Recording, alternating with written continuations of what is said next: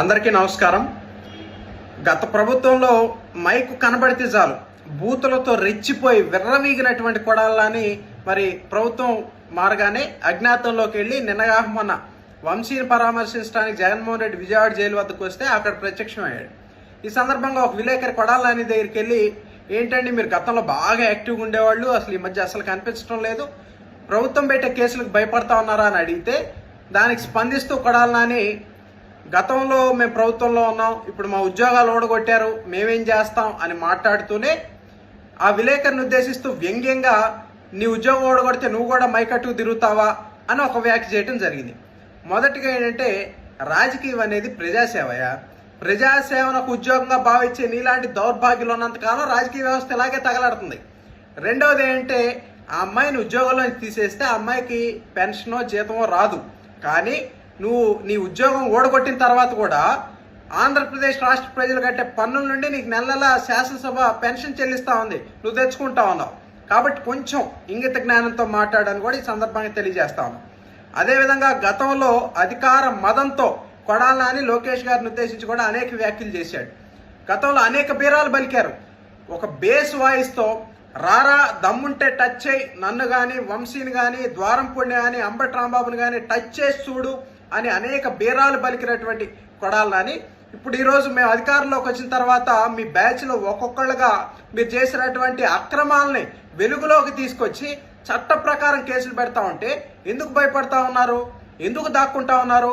గతంలో ఉన్న గంభీర స్వరం ఏమైపోయింది, మీ వాయిస్లో బేస్ ఏమైంది, ఇవన్నీ ప్రజలు గమనిస్తూ ఉన్నారు.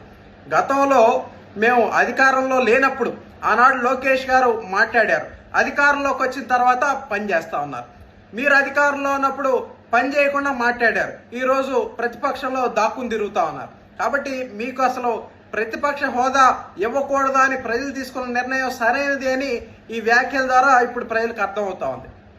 అదేవిధంగా కొడాలని గమనించినట్టయితే గతంలో ఇన్ని బీరాలు పలికినటువంటి మీరు ఈరోజు దాక్కుంటా ఉన్నారంటే కృష్ణా జిల్లా చరిత్రలో మీలాంటి పిరికి రాజకీయ నాయకుల్ని ఈ జిల్లా చరిత్రలో ఏనాడు కూడా చూసిన పాపాన పోలేదు అని కూడా తెలియజేస్తా ఉన్నా. అయితే ఇతనే కాదు, ఇతని నాయకుడు జగన్మోహన్ రెడ్డి కూడా అంతే. ఎందుకంటే ఆ రోజు ప్రెస్ మీట్ చూస్తే మా అందరికి కూడా అర్థమైనటువంటి పరిస్థితి. ఏం మాట్లాడుతూ ఉన్నావా, ఒక దళిత యువకుడు సత్యవర్ధన్ అనే యువకుడిని కిడ్నాప్ చేసి బెదిరిస్తే మరి అసలు ఈ ఉదంతం మాట్లాడకుండా మిగతా అన్ని విషయాలు మాట్లాడుతూ ఉన్నాం. అంటే మీ పెత్తందారి మనస్తత్వం అక్కడ బయటపడతా ఉంది. గతంలో జరిగినటువంటి సంఘటనలన్నీ కూడా అదే తెలియజేస్తా ఉన్నాయి. ఆనాడు దళిత డాక్టర్ సుధాకర్ గారు మాస్క్ అడిగినందుకు ఆయన పిచ్చివాడిని చేసి చంపేశారు. మరి ఆ తర్వాత మీ పార్టీ ఎమ్మెల్సీ అనంతబాబు అనే వ్యక్తి తన డ్రైవర్ని చంపేసి డోర్ డెలివరీ చేస్తే ఈ పెత్తందారు మనస్తత్వం ఉన్న జగన్మోహన్ రెడ్డి తన ఎమ్మెల్సీకి మద్దతు తెలియజేశాడు, కానీ ఆ డ్రైవర్ దళిత యువకుడికి కనీసం ఆ కుటుంబాన్ని కూడా ఆదుకున్నటువంటి పరిస్థితి లేదు. ఈ రోజు కూడా మీ పెత్తందారి మనస్తత్వమే కనబడతా ఉంది. అదేవిధంగా మనం చూసుకున్నట్లయితే జగన్మోహన్ రెడ్డి గారి ప్రెస్ మీట్లో మగాళ్ళ అందాల గురించి వర్ణిస్తాడు, బట్టలు ఊడదీస్తానంటాడు. అసలు ఇదెక్కడి ఫ్యాంటసీలో మాకు అర్థం కావట్లా.